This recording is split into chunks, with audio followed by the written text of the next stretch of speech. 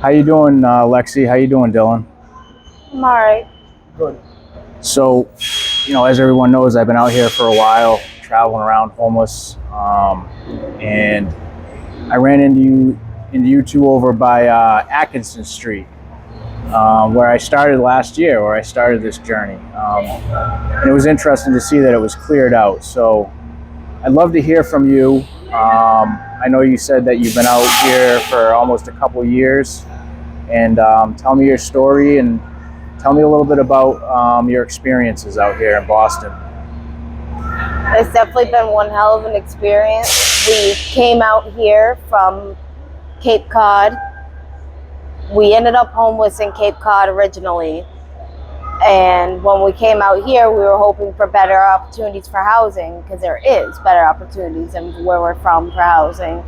But we didn't expect what we ran into. How long were you homeless on the Cape for? Since 2019. Okay. And then you came out here a couple years ago, right? Yeah. And you were struggling to get housing out on the Cape. There's absolutely no housing out there. Was there other resources like food and shelter? And No. We actually both got a breaking and entering charge in Barnstable County for trying to get a shelter while it was snowing, because there was no actual shelter. Yeah. And legally in Cape, like on the Cape, if it's 32 degrees or under, and there's no room in the shelter, they have to pay for a hotel room for you. Yeah. And they promised they would, and then they never did. So me and him found an umpire station that was open, and we just slept there. And at 2 a.m, we wake up to getting handcuffed, and I got brutally beaten. By the police you did? By the police. Yeah, that's really unnecessary. I wasn't resisting or anything. I was just scared. All right, so you decided after being out in that kind of bad circumstance to come out here.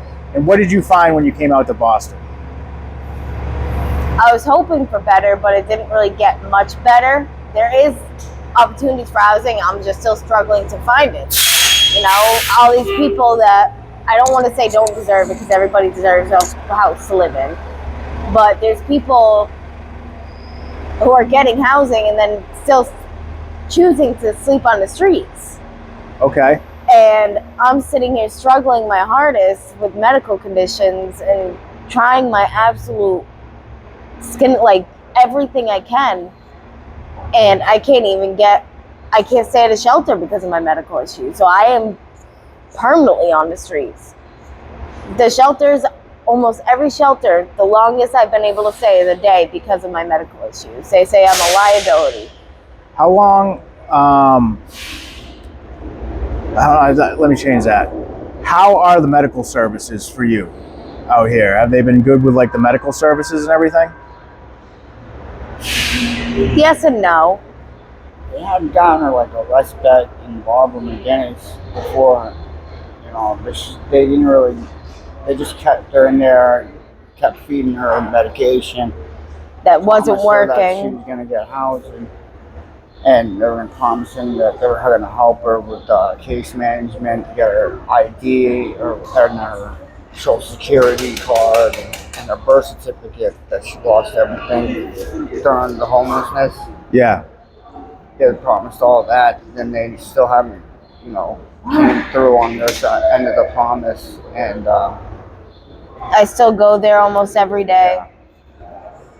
She ends up getting an abscess, and then goes to the hospital, and then they'll end up giving her a rest bed over at Barbara McGinnis. She'll be in there for like 3 weeks, and then they take off the antibiotics, and then they're like, yeah, you gotta go, pretty much. How do you stay? Like, where do you sleep? You got places to sleep and stuff? We usually find like a tree. We do have a couple opportunities from like friends of ours that are like, oh, you can stay for like a night or two, but you have to come up with like $40 and stuff like that. So we're struggling right now to come up with that just to get a nice bed for a night. Okay. Well, you're in luck, because I'm paying you both $20. Like, this is the second. Oh my God. Thank you. This is the no, I got you. I'm gonna pay you. This is the second time I'm paying somebody for an interview, and I'm getting down to the end of this, so you guys are gonna have that $40 for tonight. Even after today, if you ever need any more answers or questions like regarding this, please feel free to reach out because I want to help in any way I can. We've done so many other interviews for companies doing the same exact thing, but with addiction and homelessness, like together and everything like that. And they weren't supposed to like pay me, and they ended up coming and they were like, here, my company wants to give you this gift card because you've done the most information that anybody has. And on my birthday, they surprised me with a gift card, and I bawled my eyes out because I didn't even get a call from any family members. All right, well, yeah, we'll definitely stay in touch. So I'm kind of curious about like if you want to discuss it, like the addiction stuff, like how is it, like, you know, if you wanted to talk about it with being out here and then dealing with the addiction part. It is very difficult being out here and struggling, like the mental part of it, and then like being homeless on top of it. It just feels like it's never gonna end, so like it makes the addiction worse, because I've gone sober plenty of times on my own, but I always end up relapsing because like I just said, like not having any hope makes you want to use again sometimes, and my medical issues, the constant pain and the no help and struggling, and it just when it's so easily accessed and so you know, it's like right and there there's in your no face. real help for addicts. They look down on you. Yes, there is like detoxes and stuff like that, but what about the after? And what about the, like, you know, because I personally don't do well in like AA meetings and stuff like that, and detoxes. Like, yeah, I'll get clean for a little while, but I do better with just real life. I don't know how to explain it well. Yeah, like, well, like sometimes like Talking makes me want to use again. yeah, well, when people are telling like war stories and stuff, you know what I mean? I've heard people say that can be a trigger. So like Dylan, like what are some of your experiences like being out here? And it seems like you two have been taking care of each other for a while, so you got to like watch each other's back. There's periods of time, like I've been incarcerated, and she'll be out here on her own, and she ends up, you know, finding a place to stay, and then, or she'll be in the rest bed for a couple months, dealing while I'm out in the streets with my addiction.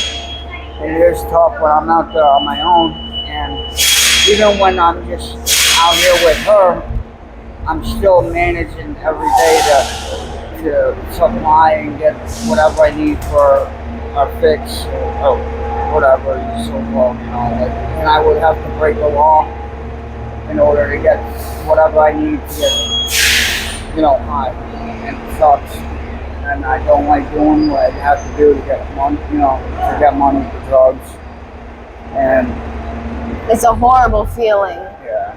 And people don't realize that when they look down on addicts, especially homeless addicts, like, you know. It gets tired and very old, and I can't keep doing it. I know it's going to come to an end at some point. It's just, hopefully it doesn't come to a bad end. Like they say, jail and death. And that's what I already have an idea. Like, I don't want to have a future like that in my head. I know that my health is coming to a really bad point, even though I look better than I am. And I don't want to die still on the streets. What about like medically assisted treatment, like methadone, Suboxone? Yeah. They have We other. both are on methadone. Right now, we've been struggling to get there just because, you know, he has court on one day, and like that. We almost missed his court date today because of going to the clinic and everything like that. It was really scary. Thankfully, we made it right in time for second session, and then everything went up beautifully, but still, it's scary to think. And I have cases back in Barnstable and Cape Cod, Yeah. and I can't get out there. From being homeless, Not only can I not have a license because I have medical conditions, seizures are one of them. But also, I'm homeless, sleeping in the streets. How am I supposed to afford getting back and forth? And not only that, but all it is they keep extending it. Like there's like, oh, and it's the breaking and entering charge for sleeping. Yeah. It's not like we broke into a house. It's not like we broke any locks or anything like that. You got charged for sleeping out in the street? Well, and no, it was snowing, so we went into an umpire station. Yeah, oh yeah, okay. You told yeah. You. Into the umpire. It was already like the lock was already broken, so we literally just laid down. That's all we did. All right. Because they claimed that I broke in there, but we didn't have any. We didn't have anything besides like a backpack. So and there was not like we had tools to do it. How are you gonna break in with no tools? Like, you can't do that with your fingers. Yeah. Have you both tried the whole shelter situation? And like, what was it that like you didn't like about it? Mine was just getting kicked out for, like I said, being a liability for my health reasons. And every time he goes into a shelter, he either gets like, honestly, I would be promised like help, that they're gonna help me with my IDs and my social security, and that they were supposed to get counseling for me to get working on housing, and they never got any of that done. And I've been there for over a year, and then I'm picking up new charges. They promised that they were gonna advocate for the homeless. The counselors in there were supposed to advocate for us homeless people while we were in court, and they call this thing called homeless court, but I've not had one counselor advocate for me one time since I've been in 112 South Atkinson Street for me when I've been picking and up you're getting robbed, people sleeping on your bed. Yeah, you gotta worry about your shoes, you gotta tie them to, like, basically keep your shoes on your feet. I've seen guys basically going in people's pockets and cutting their pockets open to rob them while they're sleeping. Yeah. And then you gotta, keep everything very, like, organized, like, very tight knit in there, like, you gotta watch your stuff. Dylan, can you pull in a little bit closer to her because the mic's over there? Yeah, you guys cuddle up, you know what I mean? All right, cool. All right, so yeah, like that seems stressful. It seems like an uncomfortable, dangerous environment. And there is obviously, I hate to bring it up, but the color issue. Like, he is one of the very few of the whites that are in there. Like, there is white in there, but a majority of it is either Spanish, Dominican, Haitian. A lot of Haitians have been coming in there from this refugee thing that they've been doing now. Yeah. They closed the engagement center down. Which was a huge mistake.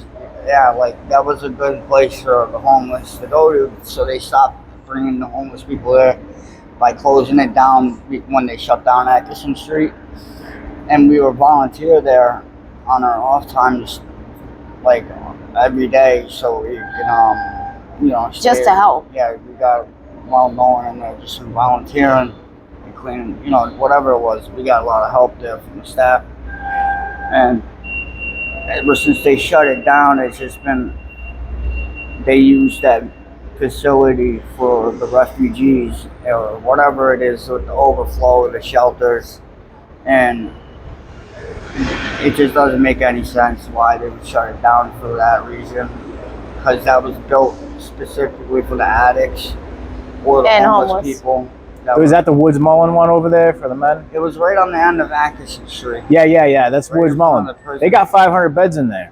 Yeah, now they got beds in there. And Woods Mullen's a woman's one. They got a woman's too. Yeah. They got a man and a woman's. Yeah. Oh, wow. Yeah, they got two of them. Yeah, they're the same company. That's crazy. And it was just like, it was another place where if you had missed breakfast in your shelter, which is like, yeah, you could charge your phone, you could relax, watch TV, you could talk, you could smoke cigarettes out in the patio. They just had didn't want food, they had clothes, they had bathrooms. They didn't want the addicts to congregate, and that's what the whole they just didn't want using in there. You could, like, if you did use and you needed somewhere safe to go, they would let you be in there, like, no problem. That was a part of the reason why they had it, but they just didn't want you using in there. Yeah, it just didn't make sense. And people just don't care. Yeah. A newly built facility was just built for that reason, for the, you know, the homeless and then the addicts. And then now we're giving it to refugees and people that, it's mainly for refugees, I feel like. Yeah, It's become like a refugee kind of like shelter, you're saying? Yeah. Which is sad. Like, I understand they need help as well, but they should help us first, especially since they're getting so much money and we're not seeing a dime of it. Yeah, there's a lot of money going around. That's one of my biggest complaints. So tell me about this, because you were out here when it was like Atkinson Street, the mass and cast, when they had like the open air. Yeah, we came right towards the ending, so we got to spend like a year with Atkinson. How was that? Like, did anything crazy happen? Like, because I know like there was like a lot of assaults and there was a lot of robbery. There was one time where, I'm sorry to mention color again, but I'm tiny, like I'm short, like I'm under 5 foot, and this big, like almost 7 foot, like 300-pound black woman and her boyfriend came and beat me with a metal pipe because we had grabbed something from a store to supply what we needed, and she took it from us. And I didn't even say anything. I was just walking that way, and then she just started attacking me. I already knew that. And the police just sat there and watched it. Well, what happened? Did you have to go to the hospital? Yeah, she had to get stitches in her head, or staples, whatever it was. I mean, I've gotten stabbed in my head out here. First month or two out here, I got stabbed in the head because I did something wrong. You know, I robbed somebody, and I ended up getting stabbed in the head. I lived, thank God. You know, I got staples in my head somewhere, like I don't even remember. So, and I had a warrant at the time, so I tried staying anonymous. And the cops still like looked at went through my wallet, looked at my name and everything like that. And that was that. When it was like the Wild Wild West, right? When it was like the Atkinson Street. Where did you sleep though? Like how did you stay in like that? We usually stayed in the U-Hauls, like the U-Haul trucks. All right. They actually let us because we would leave every morning bright and early. We never left anything in the trucks. We were quiet. All we did was make a little bed in there and sleep, and we were quiet. We didn't cause any disturbance. So they basically left the truck for us, and they left it open. And yeah, no one knew. Like they would have the security that drives around. You know, that security company that works for the whole area. They would drive and pop those doors open, tell them to get out, get out. You know. But they always knew we were there, and they let us stay. That was nice. I mean, the U-Haul, they all know they have an issue with that, and they still do. Some people still live in those trucks. You know, you go over by there, you'll see someone, you know, someone on. It is shelter. It keeps them out of the rain. The house.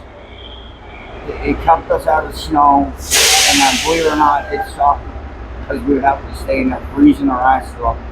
Even if we had hand sanitizer inside of a soda can type ordeal, you know, that was usually how we stayed warm. Oh, lighten the hand sanitizer with like some toilet paper or something? Yeah. We would put it in a can, just hand sanitizer itself, and just light it.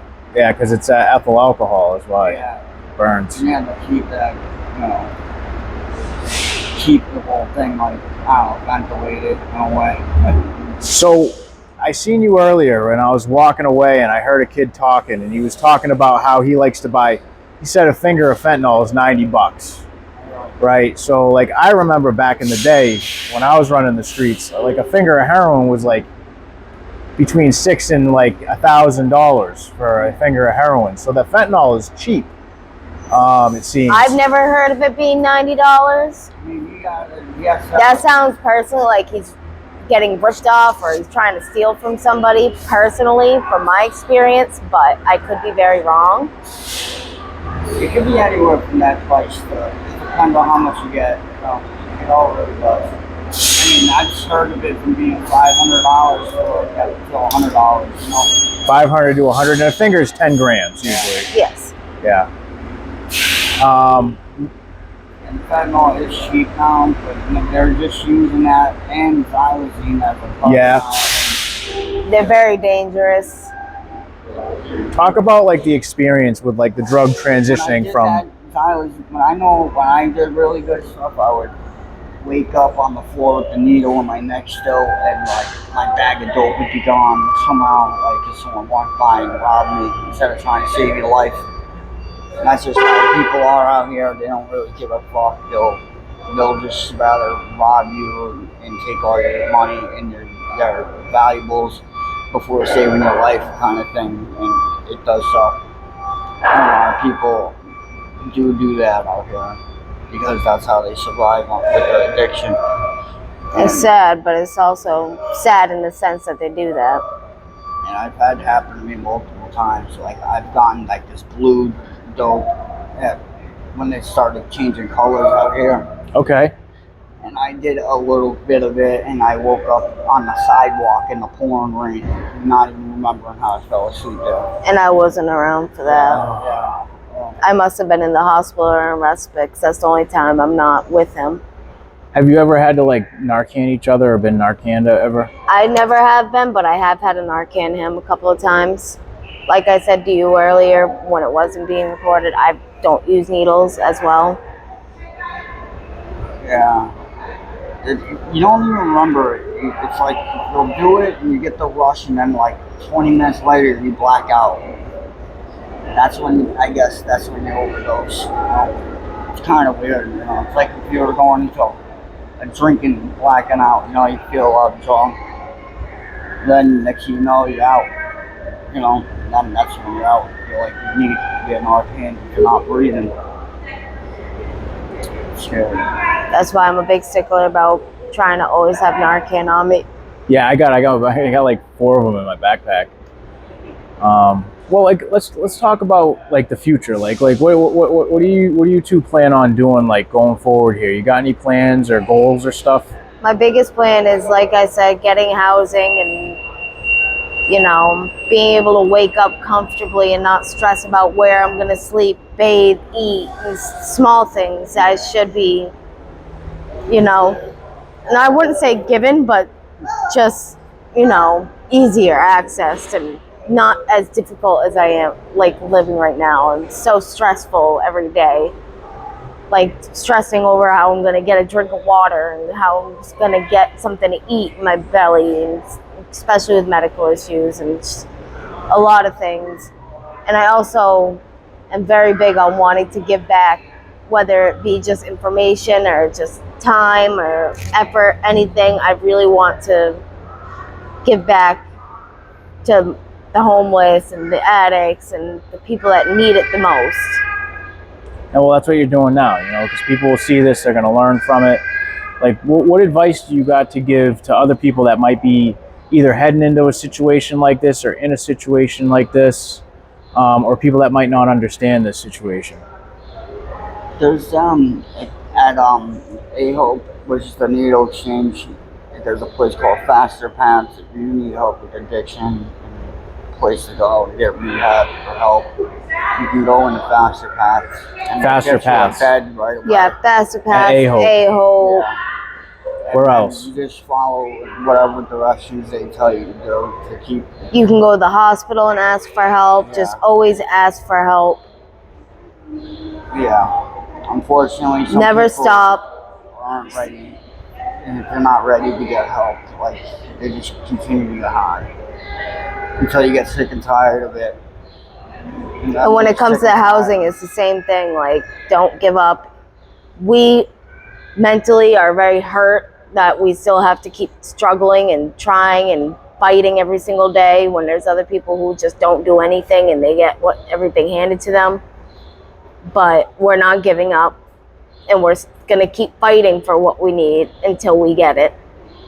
And that's the biggest thing I can say for that. Like, don't give up. Like, don't just expect it to get handed to you. It would be great if it did, yeah, but don't expect it. Just keep fighting for it. No one deserves to sit there year after year, even any amounts of time, sleeping in the cold and the wet and the heat. Yeah. Like, you'll appreciate life more. Yeah, and you got each other. You know, like that's the bond that you two have must be pretty strong. It is. we've been together for going on 10 years. Wow. Yeah, All right. we've been together. We definitely fight a lot, but we also have grown up together, basically gone through hell and back together. I mean, we've been sober together. You know, we've had sober time together, so we know how that was. And we're still learning. We're still fighting daily, so that obviously adds a lot of stress to everything. Yeah, well, it's like, you know, the circumstances are stressful. Yeah. What about, like, do you see yourself going back through, like, the whole, like, kind of like recovery situation, or? Yes. Yeah. It's gonna be like a constant fight in our, you know, life. If we want to have a good quality life, is to have that. Well, you got my number. I have a lot of connections. I can help you with that if you ever want help with that, whatever it may be.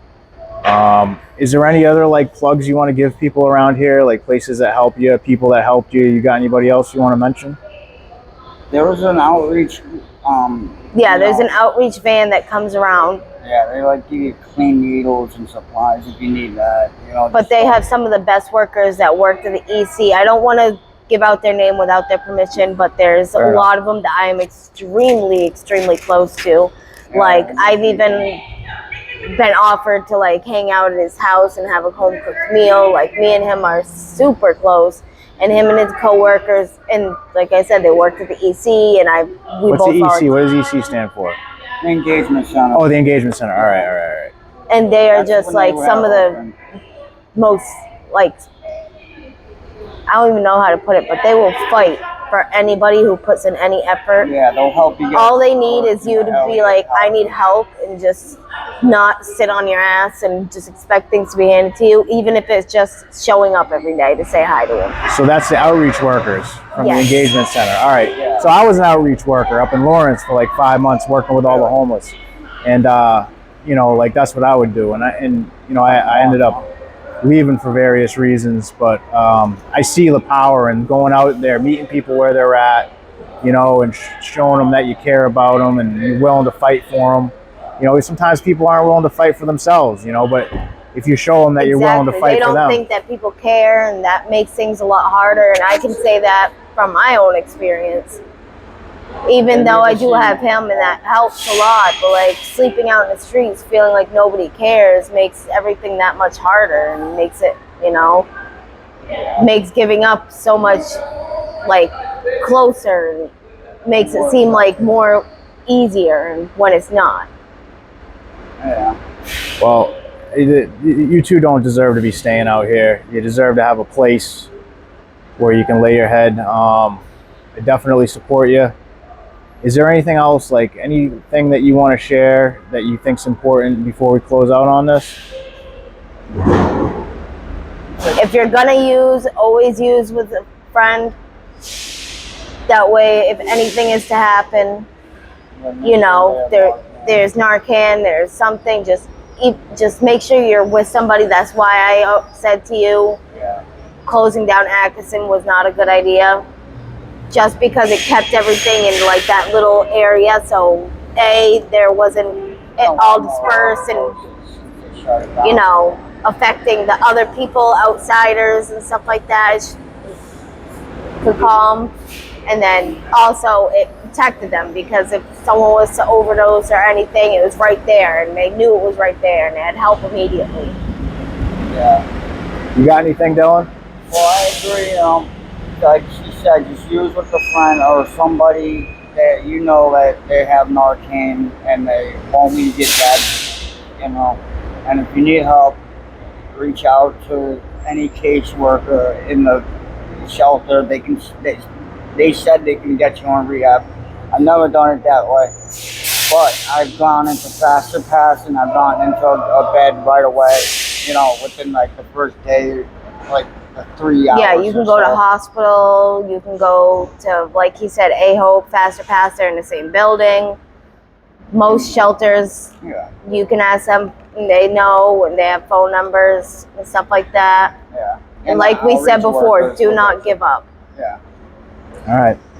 Well, thank you so much. I appreciate you both, and I wish the best. You know, I hope that, you know, you're able to get a place, and if you need anything, just reach out to me.